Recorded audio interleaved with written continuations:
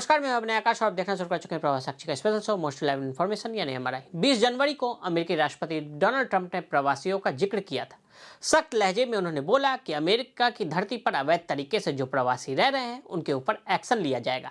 ये कोई पहली दफा नहीं है, इससे पहले भी वो इस पर टिप्पणियां करते रहे हैं। इससे पहले भी उन्होंने अवैध प्रवासियों पर सख्त टिप्पणियां की थी, लेकिन अब वो एक बार फिर से अमेरिका के राष्ट्रपति बन गए हैं तो दावा किया जा रहा है कि भारत से 18 से 20 हजार ऐसे लोग हैं जो अमेरिका में अवैध रूप से रह रहे हैं।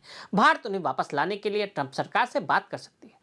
दरअसल ब्लूमबर्ग में एक रिपोर्ट छपी जिसमें दावा किया गया कि भारत सरकार ट्रंप के नए प्रशासन को खुश करने के लिए 20,000 भारतीयों को वापस डिपोर्ट करने की तैयारी कर रहा है। इसके बाद अलग अलग मीडिया रिपोर्ट में प्रवासियों की संख्या को लेकर अलग अलग दावे किए जा रहे हैं, लेकिन अनुमानित 20,000 प्रवासी इस वक्त अमेरिका में हैं। इनमें से करीब 2,000 वहां की डिटेंशन सेंटर में बंद है। यूएस कस्टम एंड इमिग्रेशन ने 2,000 भारतीयों को हटाने का फाइनल ऑर्डर दे दिया है। बाकी के 18,000 को लेकर अभी भी चर्चा चल रही है। ट्रंप ने अपने डिपोर्टेशन के प्लान को अमली जामा पहनाने के लिए टॉम होमन को नियुक्त किया। इस मास डिपोर्टेशन भी कहा जा रहा है। क्या है ट्रंप की एग्जीक्यूटिव ऑर्डर? ट्रंप ने शपथ लेने के बाद अवैध प्रवासियों के एंट्री बैन करने के अलावा जन्मजात नागरिकता बर्थराइट सिटीजनशिप को खत्म करने को लेकर एग्जीक्यूटिव ऑर्डर जारी किए हैं। एग्जीक्यूटिव ऑर्डर वह आदेश होते हैं जिन्हें राष्ट्रपति जारी करते हैं। का यह आदेश कानून बन जाता है जिसे कांग्रेस की मंजूरी की जरूरत नहीं होती। कांग्रेस इन्हें पलट नहीं सकती, हालांकि इन्हें अदालत में चुनौती दी जा सकती है। 1758 का विदेशी शत्रु अधिनियम क्या है?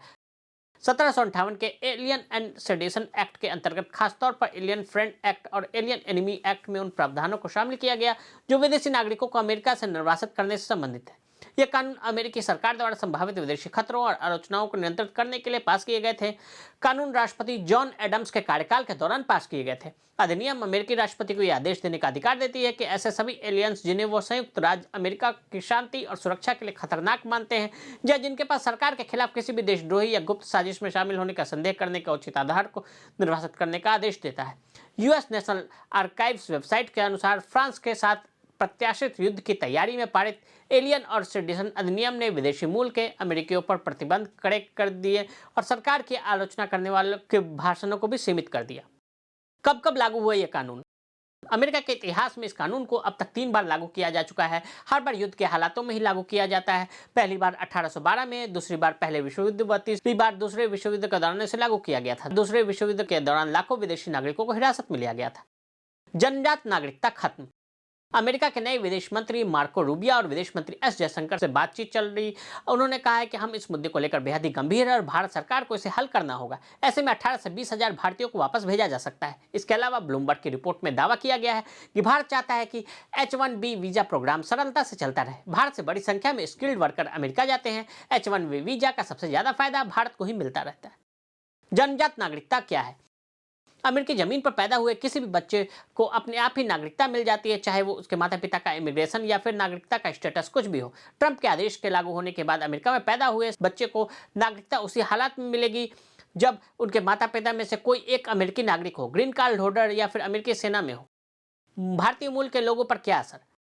अमेरिका में फिलहाल 4.8 मिलियन यानी 48,000 भारतीय मूल के लोग रह रहे हैं, जो अमेरिका की कुल आबादी का 1.47% है, जबकि 34% लोग अमेरिका में ही पैदा हुए हैं। इनमें से ज्यादातर इस नए बदलाव से प्रभावित होंगे। बड़ी तादाद में भारतीय मूल के वे लोग भी हैं जिन्होंने अमेरिकी नागरिकता जन्म के वक्त ही हासिल की। अगर यह नीति लागू होती है तो H-1B जैसे अस्थायी वर्क वीजा के तहत काम कर रहे और ग्रीन कार्ड का इंतजार कर रहे लोगों के बच्चों को जन्म के आधार पर अमेरिकी की नागरिकता नहीं मिल पाएगी। भारतीय परिवार कैसे प्रभावित होंगे? अमेरिका में काम करने H-1B वीजा के तहत भारतीयों के लिए उनके तथ्यों से मिलने वाले अमेरिकी नागरिकता उनकी नागरिकता को सुनिश्चित करने में मदद करते हैं, लेकिन अब नई नीति के बाद इन बच्चों की नागरिकता पर ही संकट है। भारतीय छात्रों का क्या होगा?